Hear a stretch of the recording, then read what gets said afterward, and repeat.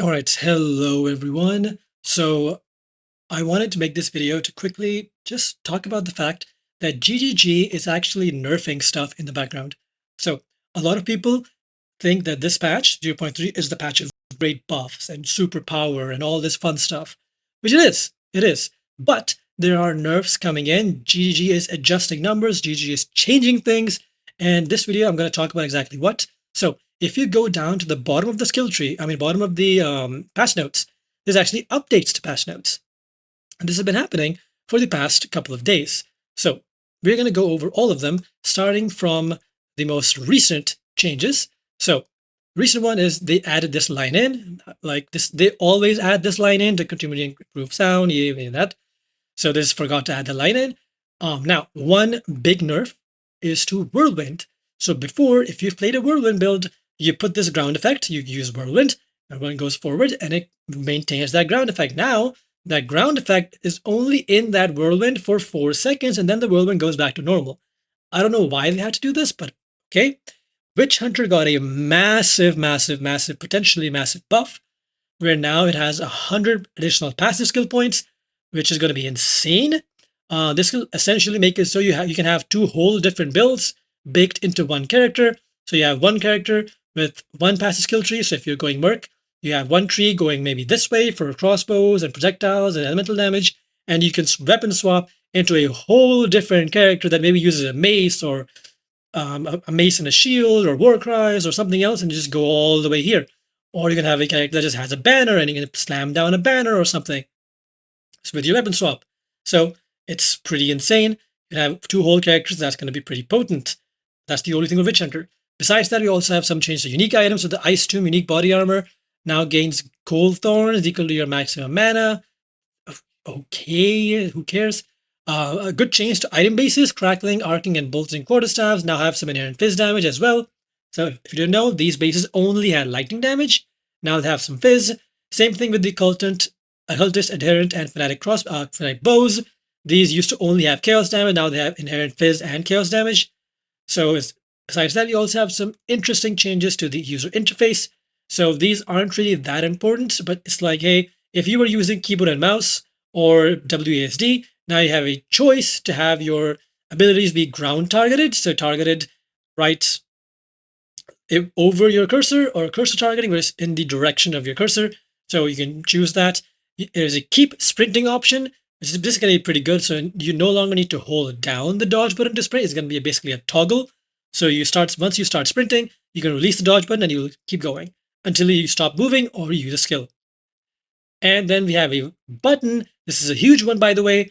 You no longer need two different weapons to be able to use your offhand weapon set. You can use your same main hand weapon for both weapon sets. This is very important for builds that want to have an extra source of damage or something else in the tree, but their main weapon scales it. And so that now they don't have to get a placeholder weapon or a similar weapon or something like that. They can just have the same weapon for two whole weapon sets. That is also really good again for the Witch Hunter buff. He can just use the same weapon for two whole passive trees.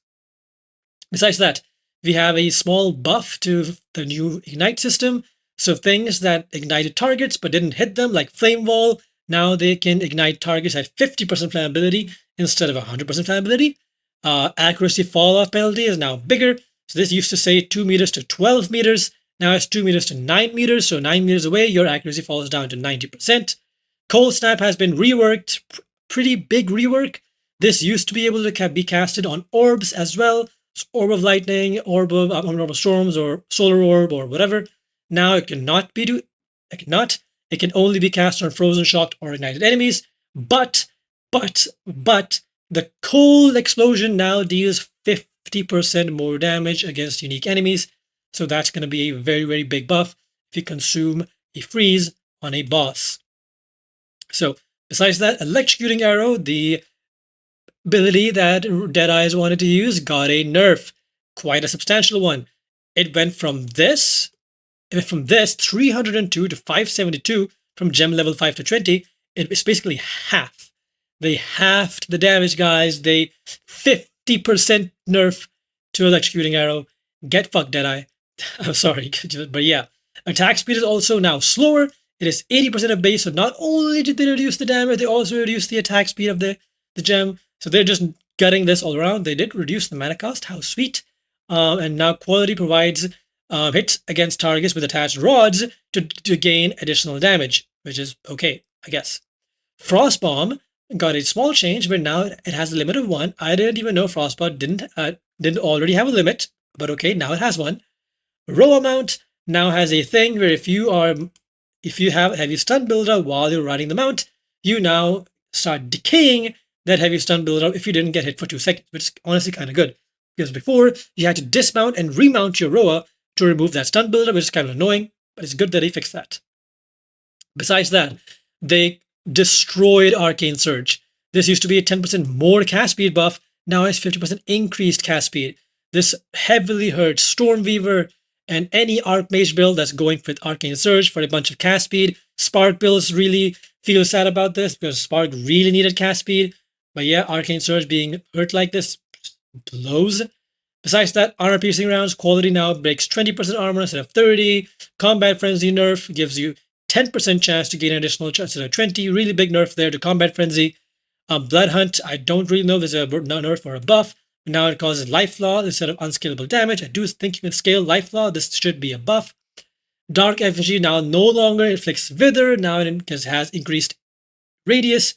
Really bad. Detonating Arrow now has 1 max charge instead of 2 from quality. Falling Thunder and Flicker Strike has been destroyed. Essentially, now you no longer have a chance to not remove charges on use. Flicker Strike really needed that in order to go more infinite or go like super zippy halfway across the map. Now it just literally just can't do that.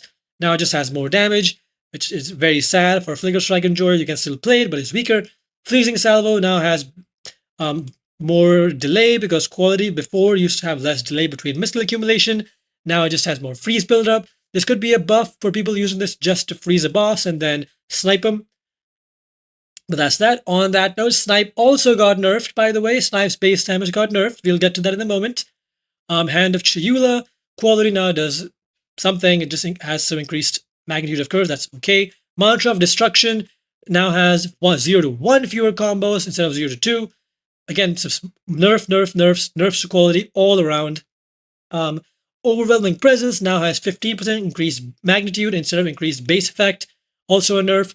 Profane Ritual now has a 10% chance to not destroy the corpse instead of 20. Also a nerf. Flowing Metal is a buff. This used to be 35% armor, now it's 50, so that's a buff. Deadeye's Bullseye, this is spelled incorrectly. Bullseye used to give you 20 stacks of crit weakness.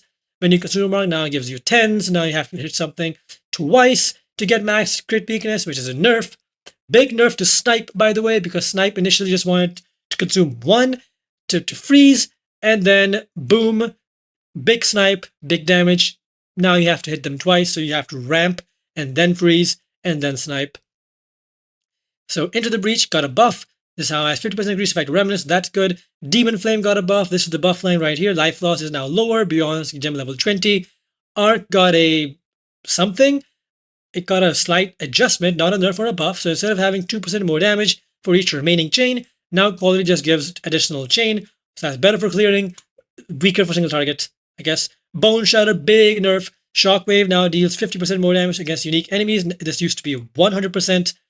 Cold Snap is just a small thing here. The main change was above this, so ignore this one. This is just a damage change. So before, the cold damage explosion used to do this much.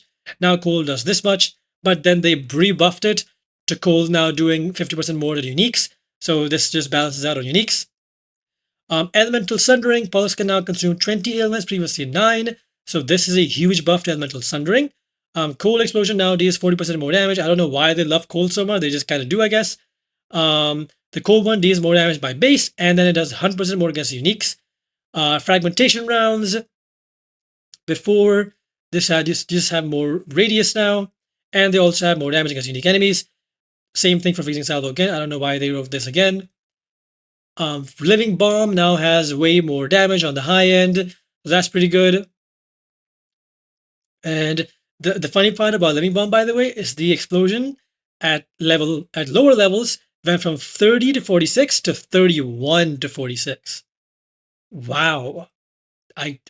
Why?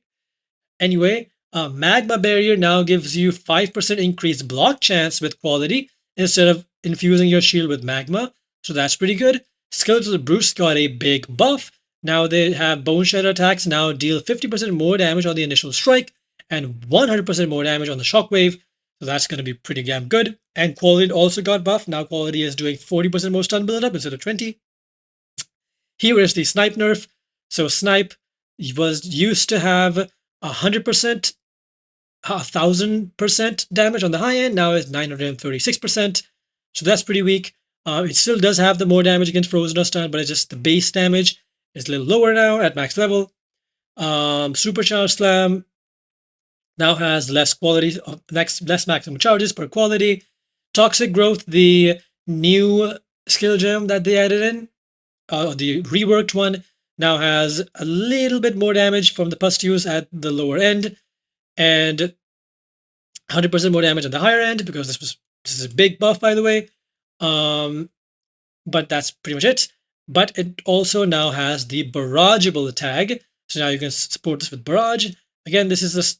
You have to play this ability to feel this out. This is a completely new ability, so we'll have to see. Vaulting Impact is just kind of whatever. Like, no one really cares about this one. And a few changes to unique body armors and soul cores. So Black Braid now has 100 to 150% of armor applies to elemental damage. This used to just be 100. Overall, it's still a very weak armor. No one cares about this. And soul cores, so these 3 soul cores all went from 20% to 30% armor, also applies to this, or this elemental type. And then the last, or the most initial nerf, I don't even think this was a nerf. I think this was just a error in wording, because I'm pretty sure they said this in the reveal video, which was that ancestral totems need 3 endurance charges to raise. So before, in the past, no, it just said it has no limit to raise. So there's a limit now. There's no limit. There's a condition now that you need 3 endurance charges to raise this. So we are done with the nerfs, but you can see GGG sent out a massive nerf hammer and potentially even have destroyed some builds completely. So be careful with this. GGG, as many build makers have said, that they can just nerf something an hour before launch.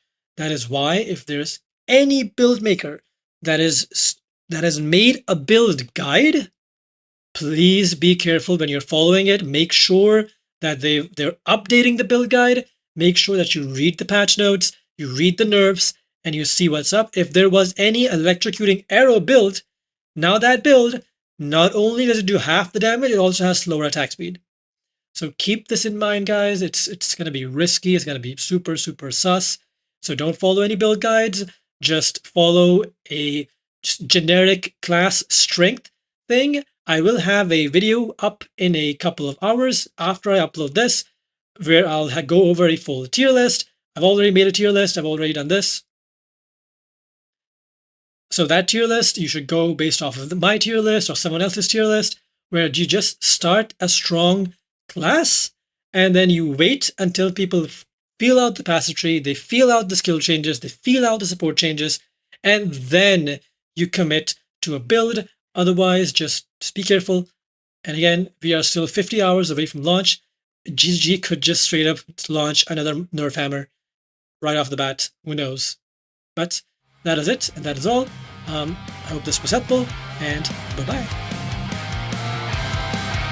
And a quick thank you and shout out to all my patrons, Marcus, Axel Jacobs, and Bloom. You guys are amazing. And that one anonymous guy, you are also amazing. Appreciate you all.